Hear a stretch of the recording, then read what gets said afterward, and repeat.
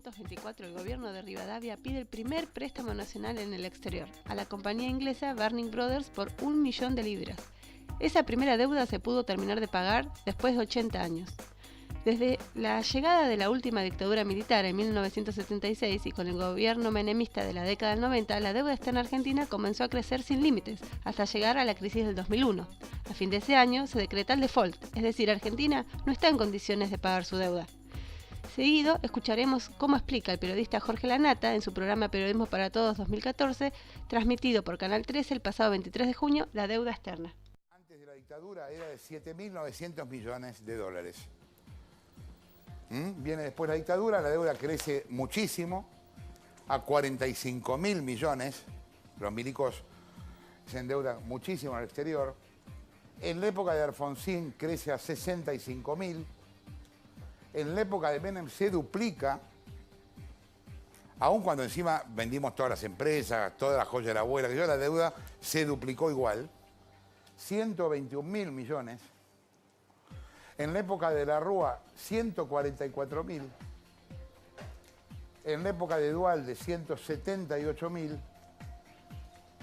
Y después, ves, desde acá hasta acá, la deuda baja, que es el primer momento de lo que el gobierno llamó el desendeudamiento.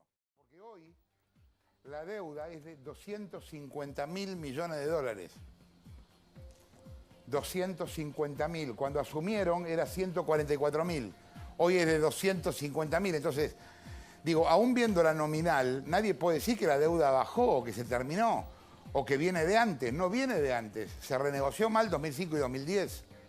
O se podría haber renegociado de otra manera. Esta es la deuda hoy. El problema es que cambiamos de acreedor. Lo que antes debíamos solo en el exterior, ahora lo debemos afuera y adentro. ¿Cómo es que lo debemos afuera y adentro? Cuando Kirchner le paga por adelantado al Fondo Monetario 9.000 millones, dejamos de deberle al fondo.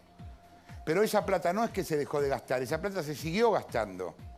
¿Y con quién se endeudó? Se endeudó con el Banco Central y con la ANSES. ¿Por qué es importante? Le fue a pedir plata a ellos, porque la ANSES es la guita de los jubilados. Y si no la pagan, los jubilados van a cobrar el día del arquero. En 5 años no va a haber plata para pagarles. Y si no pagan la plata del Banco Central, no tiene respaldo la moneda. Entonces la inflación va a ser mayor, va a haber que devaluar, el dólar va a subir, etcétera, etcétera. En el año 2005 se inició la reestructuración de la deuda pública por 81.000 millones de dólares en títulos en manos de privados. Seguido, veremos un fragmento del video producido por Castillo y Lozada, publicado el 10 de octubre del año 2013, que son los fondos buitres, donde se explica la reestructuración de la deuda. De la gran crisis social del 2001, Argentina declaró el default sobre su deuda pública. En el 2005 y luego en el 2010, esta deuda se reestructuró. Lo que definió esta reestructuración fue el principio de crecer para poder pagar. Y se llegó a redefinir el 93% de la deuda basándose en el crecimiento futuro del país. Si bien Argentina creció y los bonistas cobraron lo acordado, hay un 7% que voluntariamente decidió no entrar en este canje. Dentro de este 7% están los llamados fondos buitres. Seguido veremos un fragmento del video producido por De Santis para La Nación.com, que son los fondos buitres, publicado el 13 de febrero. ¿Qué son los fondos buitre? Por lo general, son empresas constituidas en paraísos fiscales que reúnen 3 grandes condiciones: muchos abogados, asesores financieros y millones de dólares.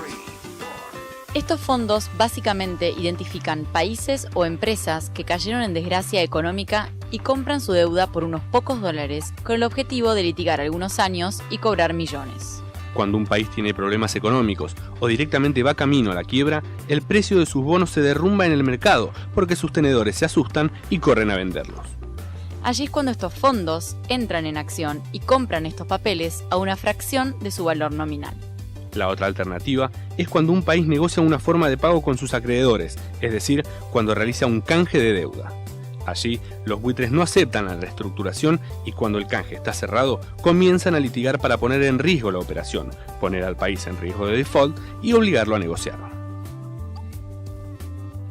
Por lo general, el foco de estos fondos han sido siempre países pobres y con bajos índices de desarrollo humano, como Congo, Costa de Marfil, Ecuador, Panamá, Perú y ahora también la Argentina. La situación actual, el conflicto. Si Argentina acata el fallo del juez Griesa de la justicia norteamericana a favor de los fondos buitres por 1.500 millones de dólares, llevará a tener que pagar también el resto de los acreedores que no entraron en la reestructuración. Sumará entonces 15.000 millones de dólares más. A su vez, si esto pasa, el 92,4% que reestructuró puede reclamar por la cláusula Rufo, lo que llevará a que el total de pago ascienda a la cifra de 120.000 millones de dólares. A saber, las reservas del Banco Central de la República Argentina no llegan hoy a 30.000 millones.